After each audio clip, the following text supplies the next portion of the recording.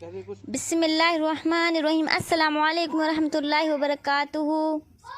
حاضرین، میں آپ لوگوں کے سامنے ایک ایسا واقعہ سنانے جا رہی ہوں جو بہت درد بھرا ہوا ہے، آپ بھی سن کر رو پڑیں گے۔ وہ واقعہ ہے فرعون بادشاہ اور اس کی باندی کا۔ چلو ہم شروع کرتے ہیں۔ بسم اللہ الرحمن الرحیم۔ فرعون جیسا متکبر بادشاہ اور کہے میں ہی رب ہوں، اب تک کوئی اس کی بات کو چیلنج نہ کر پایا ہو۔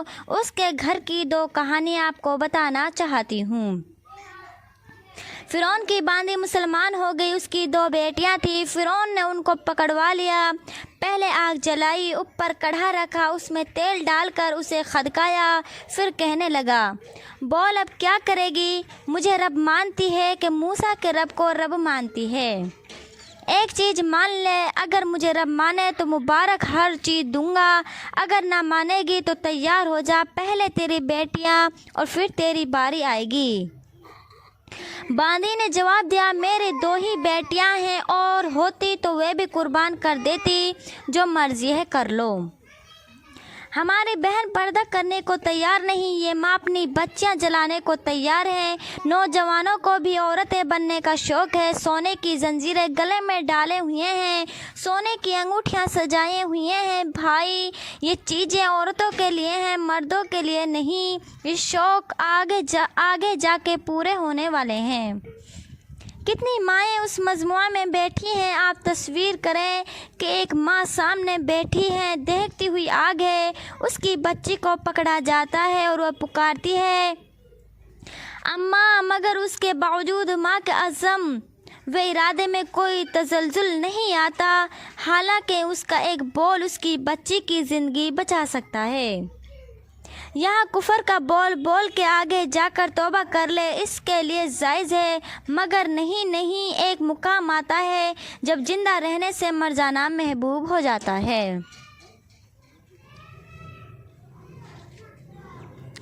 انہوں نے اس کے سامنے اس کی بچی کو پکڑا، بچی تڑپ رہی ہے، مچھلی کی طرح اماں اماں پکار رہی ہیں، سارے دربار پہ سناٹا ہے، ماہے کے صبر کی تصویر بنی ہوئی ہے۔ اس کے سامنے بچی کے سر کو تیل میں ڈالا جاتا ہے، وہ ایسے تل جاتی ہے جیسے مچھلی تلی جاتی ہے، مگر اب بھی ماں کی پائش بات میں کوئی لغزش نہیں آتی۔ جب اس ماں کے دل سے ہائے نکلی تو اللہ تعالیٰ نے اس کی آنکھوں سے پردہ ہٹا دیا۔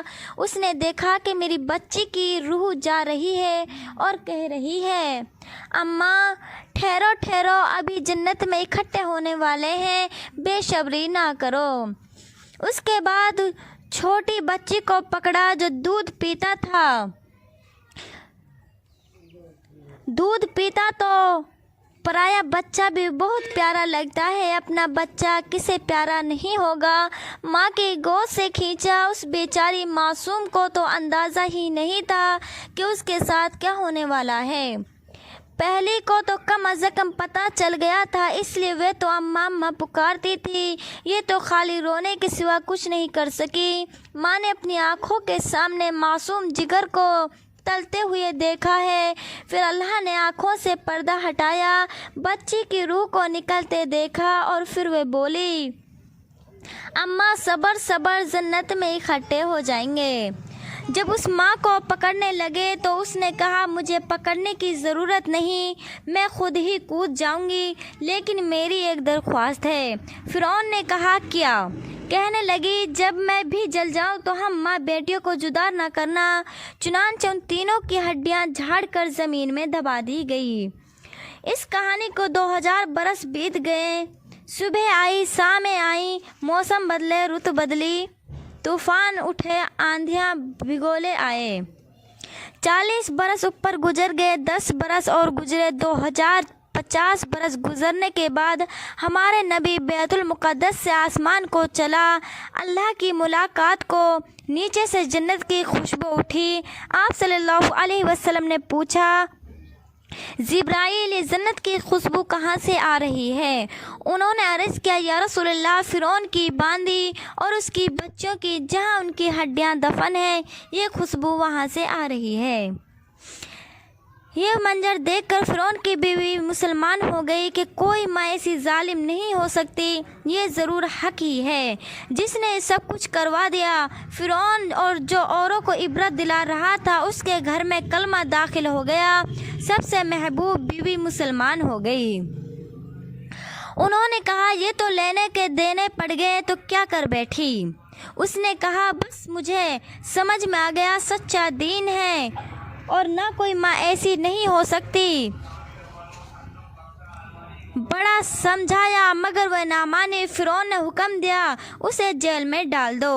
وہ بخوشی جیل چلی گئی۔ فاقہ دیے برداشت کیے دربار میں لایا گیا۔ کون سا دربار جہاں عائشہ کا حکم چلتا تھا، آج وہ محرم سے مجرم بن کے کھڑی ہے، ہاتھ پاؤں بندھے ہوئے ہیں۔ فرعون نے کہا کوڑے مارو تاکہ اس کا دماغ ٹھکانے آئے۔ چنانچہ ایک جناٹے دار آواز سے کوڑے اس کی کمر کو شینک رہے ہیں۔ اللہ کی محبت میں خون کی ندیاں بہہ رہی ہیں، پاؤں تک خون جا رہا ہے، مگر وہ کہہ رہی ہے جو کرنا ہے کر لے، اب حکم نہیں ٹوٹے گا۔ ہم مہندی نہ چھوڑے ہوئے جان چھوڑ دے، ہم بے پردگی نہ چھوڑے ہوئے زندگی چھوڑ دے۔ جب فرعون نے دیکھا کہ ہر حربہ بیکار ہے تو اس نے کہا اسے سولی پہ لٹکا دو۔ سولی کیا تھی؟ ہاتھ میں کیل گاڑ کر لکڑی کے ساتھ جوڑ دیتے تھے، اسی طرح پاؤں سے کیل لگا کر لکڑی کے ساتھ جوڑتے تھے اور چھوڑ دیتے تھے۔ جب اس کے ہاتھوں میں کیل گاڑے گئے جن ہاتھوں نے کبھی تنکا بھی ٹیڑھا نہ کیا تھا، فرعون نے کہا اس لکڑی کو نیچے لٹا دو اور اس پر پتھر رکھ دو جس کے نیچے یہ ششک سسک کر مرے۔ اس وقت یہ عورت پکار اٹھی اور ایسا دکھڑا سا سنایا کہ اللہ پاک نے اس دکھڑے کو قیامت تک تاریخ میں بھی رکھا ہے، حدیث میں بھی رکھا ہے، قرآن کا بھی حصہ بنا دیا۔ قیامت تک حضرت عائشہ رضی اللہ کی یہ کہانی سنائی جائے گی۔ میرے مولا اپنے پڑوسی میں گھر دے، فرعون اور اس کی ظالم قوم سے مجھے بچا لے۔ اور اس درد سے انہوں نے یہ دعا مانگی کہ اللہ نے قبول فرما لی اور اپنے پڑوسی میں گھر بھی دیا۔ ہمارے نبی صلی اللہ علیہ وسلم کے لیے جنت میں ایک مقام ہے جس کا نام وسیلہ ہے، یہ اللہ کے عرش کے بالکل ساتھ ہے۔ جو یہاں پہنچ گیا وہ اللہ تعالیٰ کے سب سے قریب ہو گیا۔ جب حضرت خدیجہ رضی اللہ کا انتقال ہونے لگا تو آپ صلی اللہ علیہ وسلم نے کہا خدیجہ رضی اللہ، جب تو جنت میں جائے گی تو اپنے شوکن کو میرا سلام کہنا۔ انہوں نے کہا میری شوکن میں تو پہلی بیوی ہوں۔